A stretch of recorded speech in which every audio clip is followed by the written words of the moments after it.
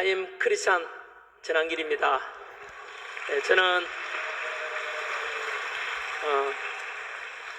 종교의 자유가 있는 이런 자유민주주의 대한민국을 사랑합니다.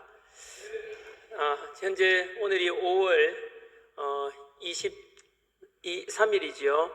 현재 대통령 선거가 6.3 대선이 11일 남았는데 현재 저는 개인적으로 이 자유민주주의 대한민국이 현재 민주주의와 그리고 종교의 자유 이런 모든 것이 지금 위기에 처해 있다고 생각합니다. 오늘 대선 10일을 남긴 이 시점에서 국가 비상기도회라는 이름으로 이 자리에 섰는데요. 여러분들께서는 현재 대한민국이 긴급 국가 비상사태라고 생각하십니까? 저는 90% 정도가 벌써 자유민주주의 대한민국은 이미 무너져 가고 있다라고 생각하고 다가오는 6.3 대선에서 그것이 어떻게 결정되느냐에 따라서 대한민국은 이제 완전히 침몰해서 뺏긴 자유 언제 되찾을지 모를 그럴 기약 없는 날로 추락할 수 있다고 대단히 심각하게 생각합니다. 정치, 경제, 사회, 문화 모든 분야에 이미 이런 우리가 누렸던 자유민주주의, 올해가 6.25 전쟁 75주년 기념인데 지난날의 평화가 이제 다 사라질 위기에 처해 있다. 저는 그렇게 생각합니다. 이틀 전에 저는 이영돈 PD와 함께 부정선거 신의 작품인가라는 영화를 개봉했습니다. 윤석열 대통령께서도 이미 탈당하고 자유인이 되었기 때문에 내비치려고 온 건 아니고 예선 전환길이나 또는 청년들이 온다고 해서 조용히 오실라 했는데 뜻하지 않게 외부로 알려졌는데요. 그런데 그 영화에서 놀라운 것은 부정선거에 관한 거죠. 많은 분들 중에서는 부정선거가 첨단 디지털 대한민국 시대에 그런 게 있는가라고 하시는 분들도 계시겠지만 없었다면 이런 영화는 소설이 되고 또는 음모론 되지 않겠습니까? 하지만 저는 봤습니다. 하나님을 먼저 보게 된 것처럼 저는 실체를 파악했고 그 실체를 영화에 담았는데 영화 개봉하려고 하니까 우리나라 문학에도 이미 들은 이야기가 있습니다. 90% 이상이 이미 좌파들이 장악했다 이런 소문 들었는데 막상 영화 개봉하려고 하니까 스크린을 안 열어줍니다. 다시 만날 조국이라는 현재 감옥 가 있는 그 사람 영화는 470개 영화 개봉관에 스크린을 열어주는데 저희 영화는 10분의 1밖에 안 되는 48개밖에 열어주질 않습니다. 영화가 좋은 영화인지 아닌지는 관객들이 평가할 몫인데 아예 이 영화를 개봉 못 보게 한다는 것은 저는 이런 정치 성향하고 상관없이 잘못되었다고 생각합니다. 다행히도 관객들이 너무 감동적이고 참 너무나 좋다 해서 추천 덕분에 현재 100여 개 관객들이 요청해서 이제 개봉관이 많이 확보되었습니다. 그래서 개봉 이틀 만에 벌써 영화 순위 5위까지 올라왔습니다.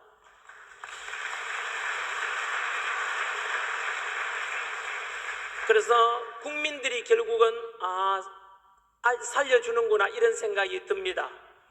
현재 관객수 1위는 톰 크루즈 나왔는 영화 미션 임파서블인데요. 조만간 미션 임파서블 톰 크루즈를 이길 날도 오리라 저는 기대하고 있습니다. 뭔가 잘못됐지 않습니까? 어떻게 문학계, 영화계도 제가 힘 있는 분이라고 말씀드리신 회장님께 부탁을 드렸습니다. 이렇게 개봉을 안 해주는데 좀 힘써달라 하니까 그분께서 기업의 회장님입니다. 그럼에도 불구하고 더 위에 엄청나게 이미 영화계는 본인도 손쓸 수 없을 만큼 센 힘이 작용하고 있더라라고 하셨습니다. 너무나 저는 이것이 바로 대한민국이 무너져가고 있는 대표적인 사례라고 생각이 듭니다. 문화계뿐만 아닙니다. 12월 3일 날 지난해 비상기밀 선포됐지 않습니까? 그런데 국민들은 둘로 쪼개지더라고요. 왜 그럴까? 하나의 사건을 두고 왜 이렇게 달라지는가? 저는 언론 때문이라고 생각했습니다. 그래서 전환길 뉴스라는 언론사를 차렸는데요. 그래서 언론 차려서 저는 올바르게 보도하겠다라고 했는데 오늘 또 고발당했습니다. 네, 어쨌든 언론의 자유, 표현의 자유를 막아가지고 말하지 말라라는 것이 정말로 민주주의 맞는지 저도 그랬었고 과거에 민주화 운동했던 분들께 묻고 싶습니다. 독재에 맞서서 자유, 민주를 외쳤는데 지금 과연 누가 독재를 하고 있는지, 이 언론사는 표현의 자유가 있어야 되지 않습니까? 그것을 자기 마음에 안 든다고 고발하고 또 이런 것은 민주적인 모습에서 이미 어긋난 것 아니겠습니까? 뿐만 아니고 정치적으로 군사적인 안보 면에서는 여러분들은 어떻게 생각할지 모르겠는데요. 제가 언론사를 하고 있기 때문에 통계 근거만 말씀드리겠습니다. 아시다시피 오늘이죠. 그리고 지난주죠. 2년 전이죠. 작년이죠. 놀라운 일들이 많습니다. 그냥 먹고 살기 바쁘니까 그냥 뭐 별일 있겠는가 생각하겠지만 오늘 있었던 뉴스 보셨습니까? 중국이 우리나라 배타적 경제 수역에 군사훈련하겠다고 일방적으로 항해 금지를 선포했습니다. 또 지난달이었지요. 우리나라와 중국 사이에 서해안에 잠정수역이라는 곳이 있습니다. 그곳에는 어떤 인공구조물도 설치하면 안 됩니다. 그런데 중국이 이미 설란 1호, 2호 인공구조물을 설치했습니다. 가로 100m, 세로 80m, 높이 50m짜리 어마어마한 그런 인공구조물을 설치했는데 남중국해 예를 들면은 그것은 처음에는 양식장이다라고 했지만 이미 군사기지로 바뀌었습니다. 정말로 어처구니 없는 일에 대해서 별로 군사기지 설치할 수 있겠구나. 우리나라 서해안에 중국이 마음대로 미사일 기지 만들어도 되겠구나. 그래 생각하실지 모르겠는데요. 지난주 뉴스였죠. 지난주 뉴스는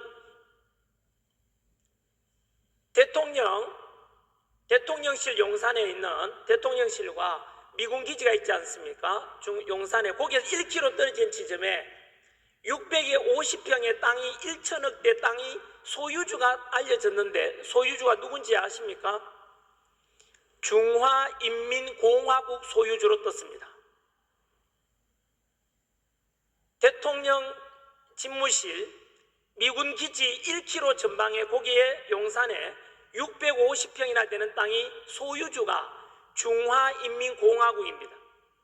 그래도 별로 안 놀라신다면 지금으로부터 3년 전입니다. 2022년 통계를 보면은 대한민국 안에 중국인이 소유하고 있는 땅이 여의도 면적의 7배를 가지고 있습니다.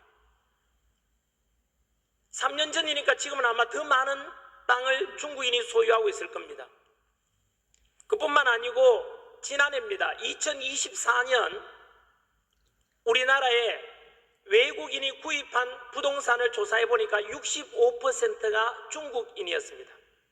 중국은 사회주의 국가이기 때문에 국가 명령을 따라야 됩니다.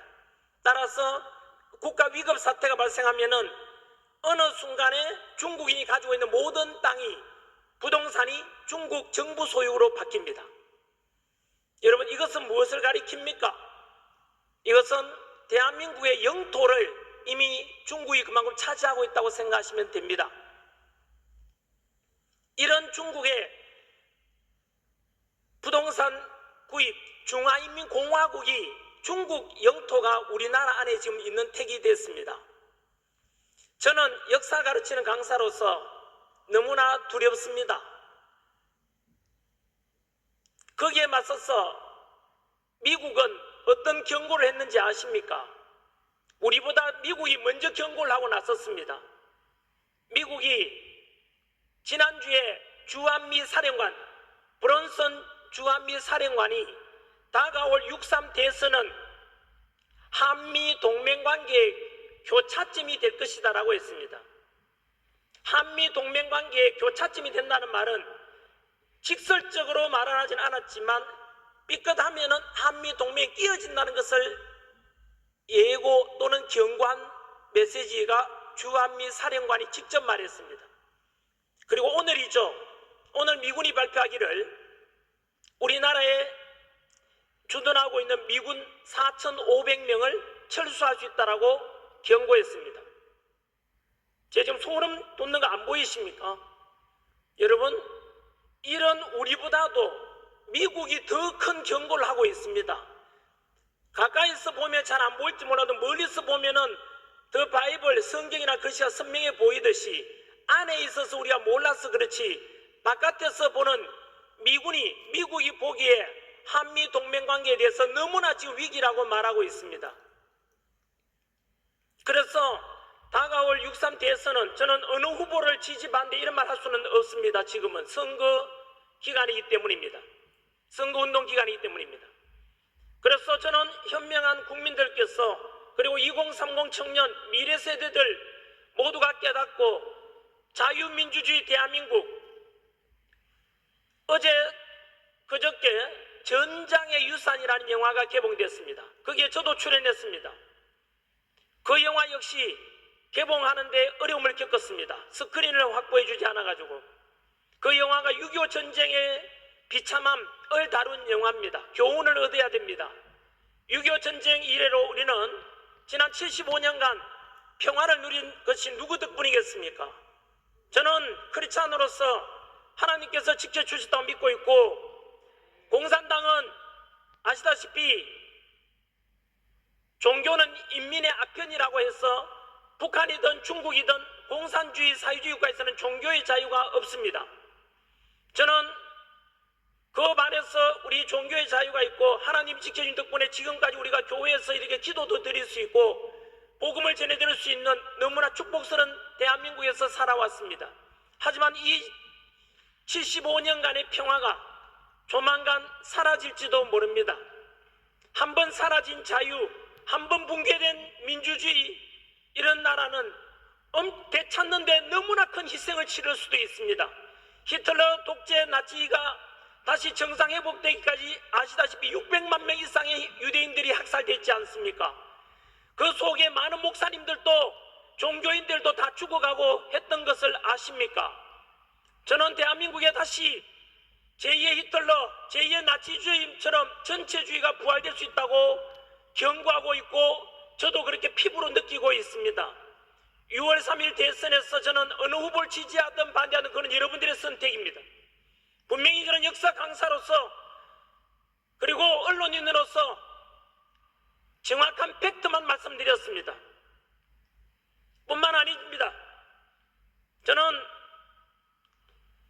포괄적 차별금지법, 동성애에 대해서는 개인의 자유는 어쩔 수 없지만 그것을 법으로서 강제하는 것은 반대합니다. 그것은 성경의 가르침에도 어긋납니다. 우리 헌법에도 분명히 헌법에서는 남성과 여성, 양성만을 인정합니다. 똑같이 성소수자들도 똑같이 존중하면서 저에게 이메일이 왔습니다. 어떤 게이 분인데 스스로 게이라고 하면서 그분도 지금처럼 나왔더라. 그런 법을 제정해서 오히려 이렇게 강제한다면은 오히려 혐오를 더 조장해서 자기들이 피해를 입을지도 모른다라고 그분들도 역시 이 법 제정에 대해서 일부는 반대한다고 했습니다. 저는 대한민국에 이런 모든 성도덕과 성경적인 가치관 이런 것을 파괴하고자 하는 이런 것에 반대합니다. 저는 여러분들께서도 두 눈 똑바로 뜨고 정신 똑바로 차려야 될 때가 아닌가 저는 생각이 듭니다.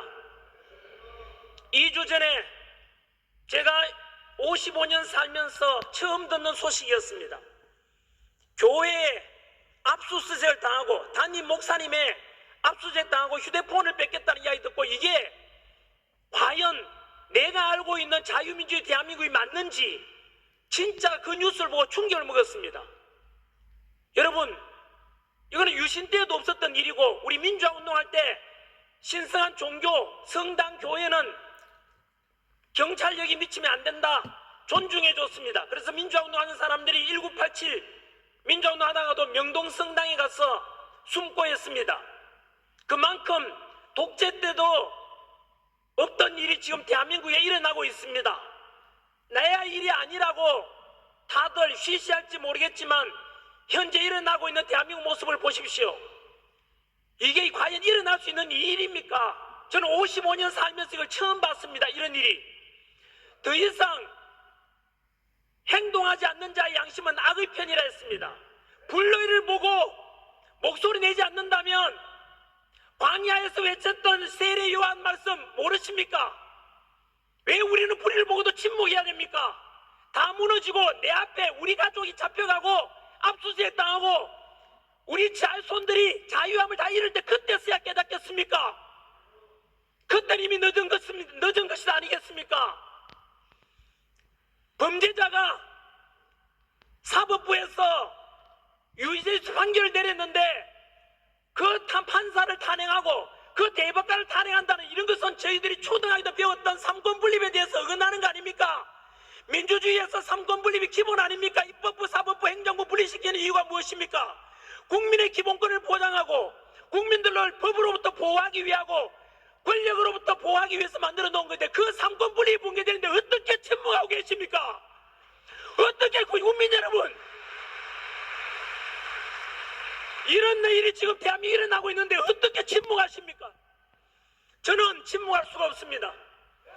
지금 우리 누렸던 이 민주주의가 다 망가지는데 우리 미래 세대들이 독재 속에서 히틀러 밑에 살아서 많은 사람이 희생된 것처럼 종교의 자유가 없어지는 그런 대한민국에 살아갈 날을 그냥 묵인하시겠습니까? 2025년 5월 24일 토요일 내일입니다. 내일 시청 앞 광장에서 종교의 자유를 주장하는 집회가 열립니다. 선거와 관련이 없습니다. 사법부 탄압을 막고 삼권분립을 지키자는 게 무엇이 잘못됐습니까? 이것은 어느 후보든지 간에 현재 나와 있는 모든 대선 후보들이 함께 동참해야 될 거 아닙니까? 만약에 그 종교마저도 거부한다면 종교의 자유를 주장하고 사법부의 자유, 사법부의 우리 삼권분립을 존중하자는 이 주장을 반대하는 후보가 있다면 그것은 민주주의 대한민국을 말살하는 후보 아니겠습니까? 3월, 5월 내일입니다. 25일, 24일 토요일 1시 서울 시청 앞 광장에 자유민주주의를 지키고자 하는 분들은 모두 모여주십시오. 그리고 다음날 3월 26일입니까? 5일이 되겠죠. 일요일입니다. 주일날 오후 2시 부산역 광장입니다. 그리고 5월 27일 화요일 동대구역 광장입니다. 5월 29일 목요일 광주 금남로입니다. 우리 주장하는 것이 무엇이 잘못됐습니까? 지금까지 전환길한테도 손가락질하는 사람이 있겠습니다만은 거꾸로 묻고 싶습니다. 전환길이 주장한 때가 언제나 무엇입니까? 제가 한 번이라도 탄핵을 찬성하든 반대하든 언제나 우리 국민이고, 제가 광주에 가서도 광주 시민 여러분 사랑합니다. 광주도 대한민국이고 전라도도 대한민국, 경상도도 우리 대한민국 아닙니까? 지금 왜 우리끼리 분열돼야 됩니까? 현재 아까 말씀드린 대로 우리나라 안보가 위기인데 똘똘 뭉쳐야 되지 않겠습니까? 라고 외쳤습니다. 자유민주주의를 지키자고 주장하고 있고 법치를 주장하고 상식과 공정을 주장하고 있는데 이것은 정치 성향을 따라서 누구나가 동의해야 될 보편적인 가치 아니겠습니까?